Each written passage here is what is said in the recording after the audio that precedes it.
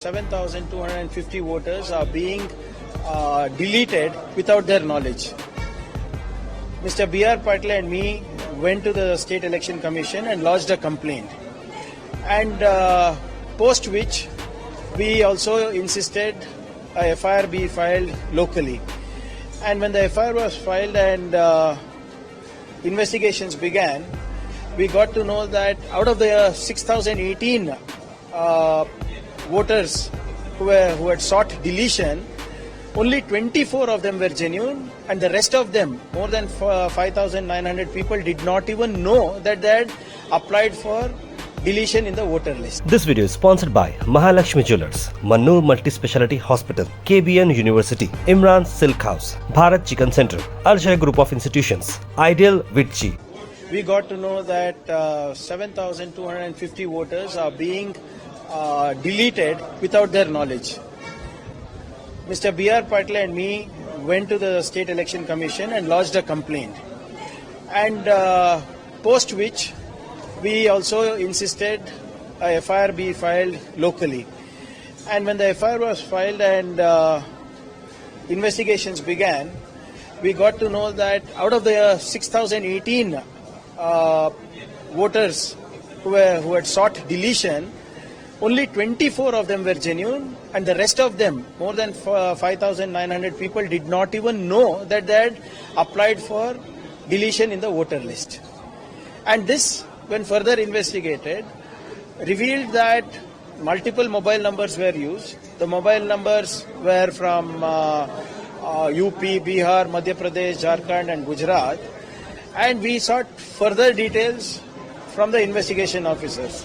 And the investigation officers told that they have written to the SEC, and the SEC has written to the ECI asking for IP addresses, destination IPs, device IDs, login information, OTP details that have been sent to individuals, and how they were able to register multiple voters, in some cases 30-40 voters from a single device. So this will not happen until and unless they are working very closely with people in the Election Commission of India. And we have written, the investigation officers have written over 17 letters to the Election Commission seeking information, but they're stonewalling it. So whom are they trying to protect? A state investigative agency is asking for details, but the details are not being given. So it's very obvious that the ECI is not doing their job. The ECI is not free and fair, and more importantly, the ECI is working at the behest of certain parties. Sir, the Supreme Court agrees to hear the petition which challenged the High Court order on Bhanu Mushtaq's trials. See, let court decide. No, already the petitioner is Mr. Pratap Simha, right? If I am not mistaken. Very clearly, the High Court has given an order that any citizen is. This is nothing to do with cultural this thing. It's the government's discretion. As long as they're citizens of the country, they can perform the rights. And the same Mr. Pratap Simha had sat next to Mr. Nisar Ahmed when he inaugurated the Dasra a few years back. He did not say anything when Mr. Abdul Kalam Azad was APJ Kalam Sahab was invited earlier for Dasra celebrations. See, just because he's in political exile, in order to come back and stay relevant, he's doing all these things. It's very, very evident. How come he doesn't talk on really important issues like how the central government is shortchanging the Karnataka government with respect to taxes? How come he doesn't talk about the farmers? How come he doesn't talk about unemployment? So wherever he finds that he can stay relevant in the RSS ecosystem, he just barracks the same. The IT companies are writing saying that there is lack of infrastructure, there are roads. There is no lack of infrastructure. Our infrastructure always needs a boost, and we are working towards it. And it's always a work in progress. There is nothing wrong with the IT companies demanding better infrastructure, and we are working towards it. We have already allocated 7,000 crores for it, and Mr. D.K. Shivkumar has already told that it's because of excessive rains, there has been damage, and most of it will be covered by November, and no IT company will be leaving Bangalore. Andhra is welcoming. Andhra will have to do that. No, Andhra doesn't have the infrastructure. They don't have the talent base. It's a new state. There's a new government backed by the central government. So quite naturally they have to.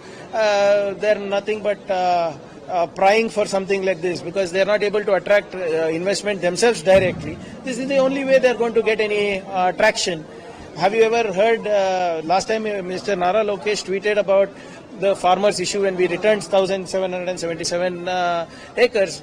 He had to withdraw his tweet because the farmers in Andhra Pradesh had a backlash. See, we are a government that functions as per the people's will. And yes, the people have been demanding better infrastructure in Bangalore, and it's good to know that they expect us to deliver, and we will deliver. So, Union Education Ministry has conducted schools to film Narendra Modi's childhood till October 2nd. Yeah, we would love to see a documentary that is true. I would want to know which school he went to. I would want to know which college he went to. I would love to meet his friends. I want to know who his teachers are. I want to know which platform he sold his tea in. I want to know where he worked. I want to know where Mr. Modi went to the Himalaya, when he went to the Himalayas to do penance. I want to know when Mr. Modi went to America, when he was not even an MLA. I want to know how he came out of poverty but still managed to get to Washington, London and other places. As long as the documentary is genuine, I would love to watch this. I would request the Education Ministry to do a very, very accurate documentary on Mr. Modi's life. I want to know how did from biological, how did he become non-biological?